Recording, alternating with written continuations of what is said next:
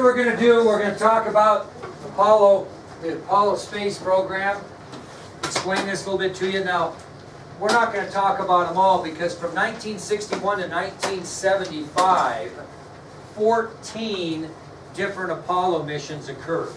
Now, we always think of Apollo 11, the one that landed on the moon. And I will tell you that during that period of time between 1961 and 1975, 12 different men set foot on the moon. Not just Neil Armstrong and Buzz Aldrin, which we'll talk about Apollo 11 later when we get to that. So this Apollo program ran for quite a while. From Kennedy's presidency in 1961 when he made it a goal to land a man on the moon safely and bring him back to Earth. From that point on in 61 to 75 we had the Apollo program. Remember, we started with the Mercury program, Mercury 7. Then we went into Gemini. And the whole purpose of the Gemini space program was to prepare for this upcoming moon landing that Kennedy had predicted. And we'll kind of talk briefly about that a little bit later. But Apollo was kind of the start of the space program as most people know it today. Okay? Now, with that said, I wanted to let you know kind of what an Apollo rocket looked like. So I've got a couple of samples. I'll try to explain it to you. And it's kind of interesting. This is the best model I have because if you buy these models, they're very expensive. This is what we call, and it's on your ID sheet, a Saturn V rocket. This is what takes the astronauts into space. And most of this is disposable because if you look at this part here, which is the most important part, is actually the gray on this particular rocket. So only this is here. The rest of it is getting the vessel into space.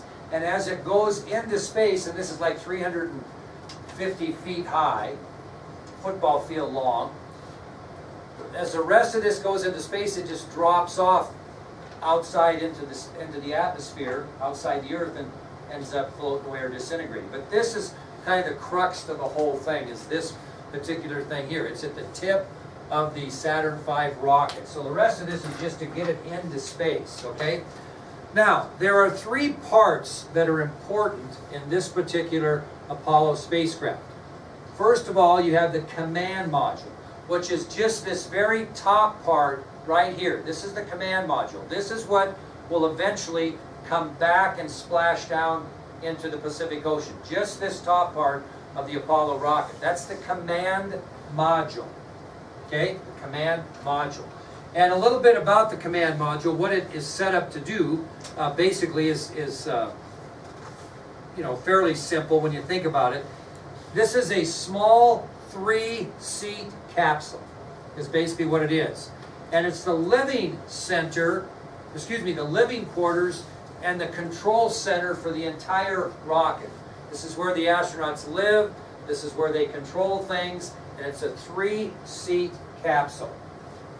And as I mentioned, the command module is what returns to Earth. The rest does not. Okay? So you have the command module. It's a small 3-seat capsule. It's both the living quarters and the control center for the astronauts. And it's also the part of the entire Saturn V rocket that actually comes back to Earth. Okay? Now, this part right here, the back side of this, is called the service module. Service module here. It's behind the command module. And it has the engines and thrusters that control the flight. Okay? The engines and thrusters. Now, see these things on the top? These little things that look like TV antennas, kind of, I guess? These are thrusters. And what happens is it controls the movement of the command module and the service module. And it'll make sense in a minute. But if they need to move a little bit here, there, or wherever, the engines run it. But the thrusters move it into position. And we'll talk about that in a minute. Okay? Now, this service module also has the electricity, the oxygen, and the water that makes the command module work.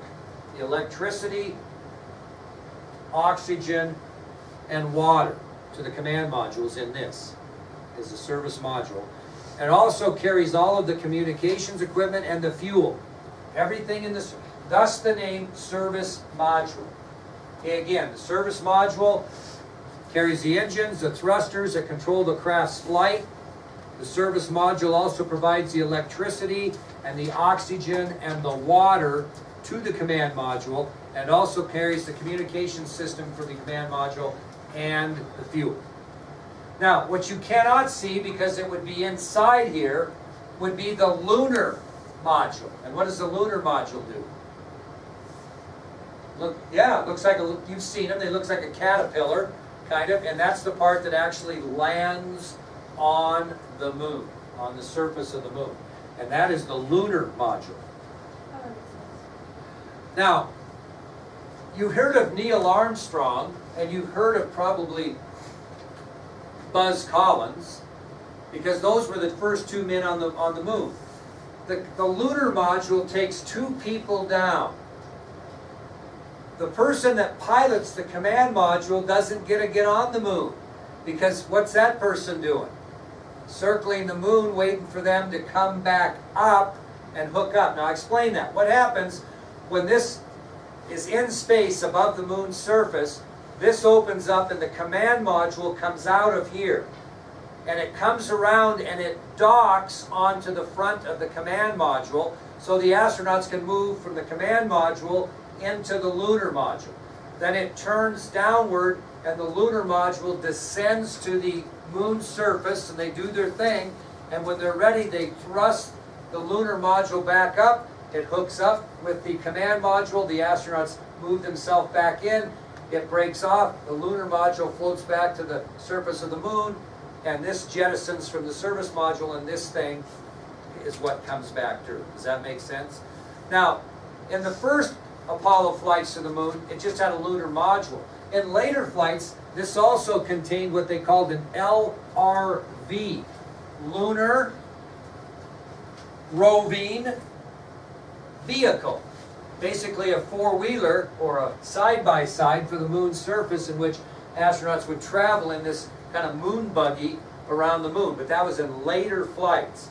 But does everybody kind of understand what this is? This is actually a model of Apollo 8, the one we're going to talk about pretty quick here. But anyway, this is what it looked like, and this was the whole thing. You've probably all heard of the ill-fated Apollo 13. What happened is they stirred the oxygen tanks, and it shorted, and oxygen started going out of this service module, and that's why Apollo 13 had to get around the moon and come home and didn't land. You probably heard about the maybe ill-fated. But any question, Lily? So would it be impossible to like take turns? Well, you mean to go to the moon? Yeah, like one guy controls it and Yeah. we switch. You know, okay, that's a good question, and no, because they're all trained for a certain thing. One's trained to command the command module, one is trained to command the lunar module, and the other one's the overall commander. And the overall commander normally gets to go with the lunar module pilot to the moon, and the command module pilot stays above. That's part of the deal. Anybody ever heard of Neil Armstrong? Have you ever heard of Buzz Aldrin? Yeah, you ever heard of Michael Collins? No, Michael Collins was the guy that was flying Apollo 11 above the moon's surface. Yeah. What does LRV stand It stands for Lunar Roving Vehicle. It's just like a four-wheeler or side-by-side that they rode on the moon. Okay, and that was though in later flights. Okay, but you get an idea what Apollo's about, right? Now, the Apollo space program didn't start out very well. We had a disaster with Apollo 1. Okay, Apollo 1. And what happened is Apollo 1 was on the launch pad prior to launching, and they were doing some experimental things with it. Okay? The three astronauts that were chosen to fly Apollo 1 are on your ID sheet. You should have heard of one, but they were Roger Chaffee and Edward H. White, but the one that you should have heard of was Virgil Gus Grissom. Do you remember where Virgil Gus Grissom came from? Very good. Mercury 7. The only signature I do not have up there, because he dies in Apollo 1 and his signature is worth more than I can afford, because he didn't sign much after January 27th of 1967. Okay?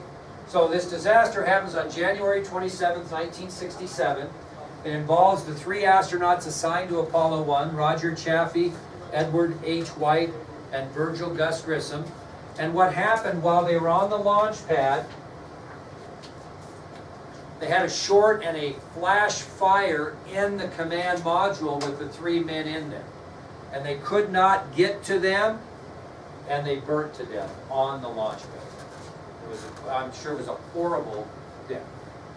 Anyway, they were doing a routine simulation, getting ready for the flight. A spark broke out in the command module, started a fire, and the 3 astronauts were trapped behind the hatches and were burned to death. We will have an opportunity to go see Virgil Gus Grissom and Roger Chaffee's grave sites. They're both buried in Arlington. And we'll get a chance to see those if that's something you're interested in when we're there. But it didn't start out well for Apollo, as the disaster killed 3 astronauts on the ground. Okay? Well, there are other Apollo flights, but the one I want to concentrate on as we end the test material is the Apollo 8 flight, because it set the stage for the moon landing. Without Apollo 8, there is no moon landing. Okay? And we'll explain that to you. The 3 men in detail that were scheduled or assigned to fly Apollo 8 were Commander Frank Borman, that's the man whose Bronco 2 I own, Commander Frank Borman, Command Module Pilot Jim Lovell, Command Module Pilot Jim Lovell, and Lunar Module Pilot William Anders. So the crew for Apollo 8 included Commander Frank Borman, Command Module Pilot Jim Lovell, and Lunar Module Pilot William Anders. Now the thing I want you to remember is Apollo 8 was never intended to land on the moon. Its mission was to do 4 things that would set up the moon landing. And because Apollo 8 was not planning on landing on the moon, what part of Apollo capsule was not included in this mission? There was no lunar module. Now, although they took the pilot for simulation purposes or practice, they never took a lunar module because there was no attempt to take it onto the moon. And I'll tell you what their mission consisted of 4 things. But they launched on December 21st of 1968. December 21st, 1968 is when Apollo 8 left Cape Canaveral in Florida.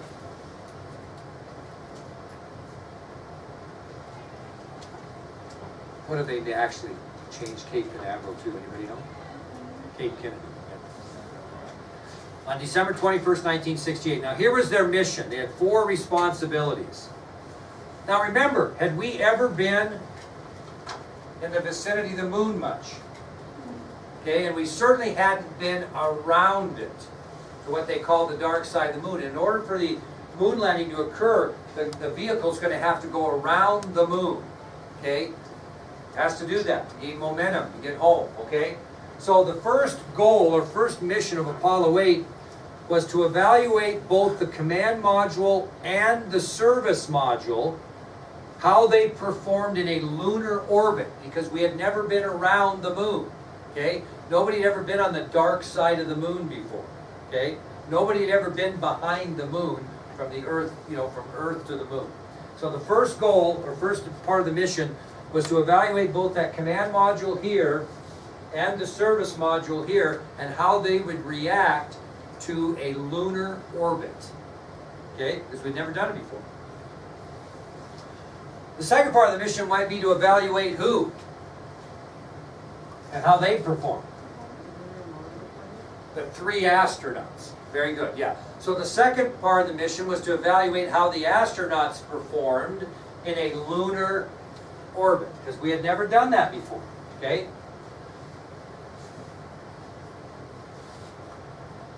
Now another thing that we had to figure out is, what's the communication going to be like between Earth and the Apollo 8 capsule, and how about tracking its location once they got where? on the dark side of the moon. And so they wanted to know for sure, because they were pretty sure that once they went into the orbit behind the moon, they were not only going to lose communication, but also they weren't going to be able to track it. So as it gets in that atmosphere, does it keep going forever, or are they able to make the turn around the moon?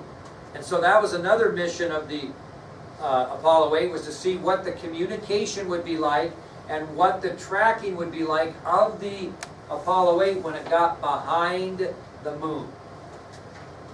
And what would be the last thing, maybe, if everything succeeded as they were getting around the moon before they came back, what were they going to look for on the moon? A spot to land. And they were going to take high-resolution photographs of a spot to land on the moon. Okay? And so Apollo 11 would have an idea where exactly they were going to touch down. Trying to find an area that would be level, an area that would be free of moon boulders and those types of things. Okay? So the mission again was to evaluate the command module and service module in a lunar orbit, to evaluate the crew's performance in a lunar orbit, to see what communications and tracking on the Apollo 8 capsule would be like when they went on the back side of the moon, and to take good pictures of a landing spot, a potential landing spot. Okay?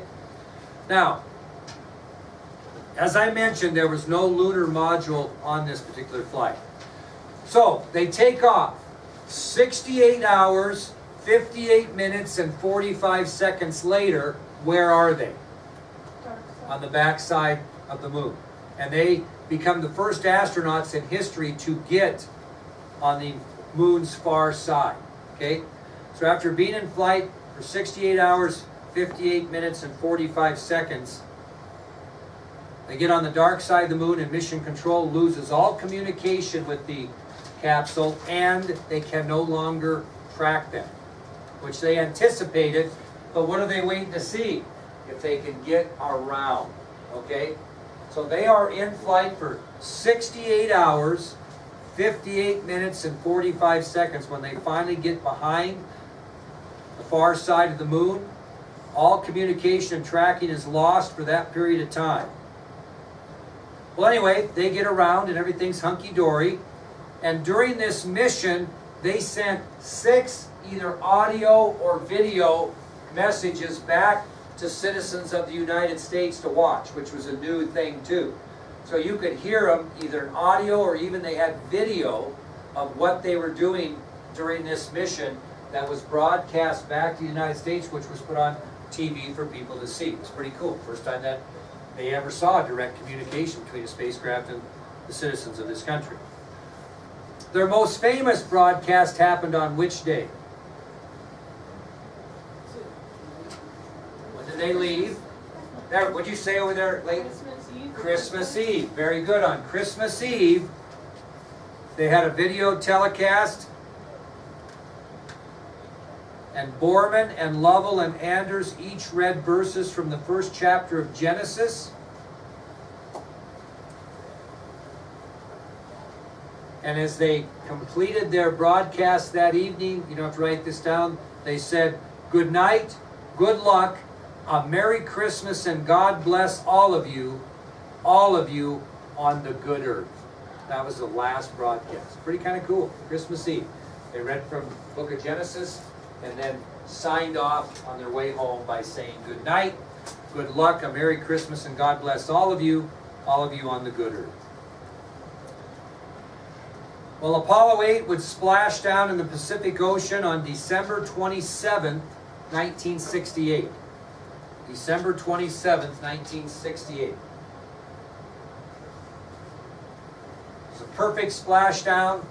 They were picked up by the USS Yorktown.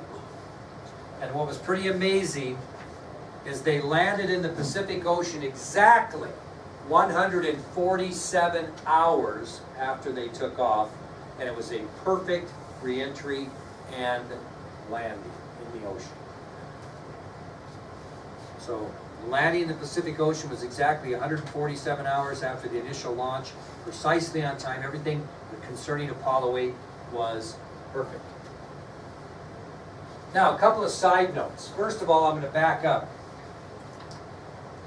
Jim Lovell, even if they would have landed on the moon in Apollo 8, would have never got on the moon, right? Because what was he? He was command module pilot. He got his own command. He really wanted to land on the moon, man. This guy really wanted to. Guess what his command was? Apollo 13. And he doesn't get a chance to land on the moon there because of the problems they had, which we'll get into later. So Jim Lovell was denied that opportunity. Now, Apollo 8 no doubt paved the way for the successful Apollo 11 landing in 1969. But here's a couple of tidbits. First of all, not Neil Armstrong. You all heard of him, have you? Frank Borman was offered the opportunity to command Apollo 11. He could have been Neil Armstrong. Nobody would ever known who Neil Armstrong was. Frank Borman could have done that. But he flew in Gemini 6, and he also flew in this Apollo 8. And these were dangerous missions. And I'll tell you, Apollo 11 was not a slam dunk, okay? Well, when he was offered that command, his wife did not want him to take it because she had already risked her husband's life twice and did not want to do it a third time. So he listened to his wife and turned down the chance to command Apollo 11. Not a lot of people would have done that, but he cared about what his wife thought, okay? Secondly, he is in the Oval Office with President Nixon when Apollo 11 lands on the moon. And as Neil Armstrong gets off and makes his famous statement, and etc. Frank Borman said to President Nixon, he cautioned him, he says, "You do not take too much credit for this. You be humble. You don't say too much because the credit for this does not go to you. It goes to John Kennedy. Because he was the man that promised this."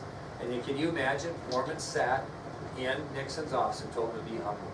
Do not go too crazy and take too much credit for this moon landing because it was not your deal. It was John Kennedy's. He did. So, interesting guy, Frank Borman.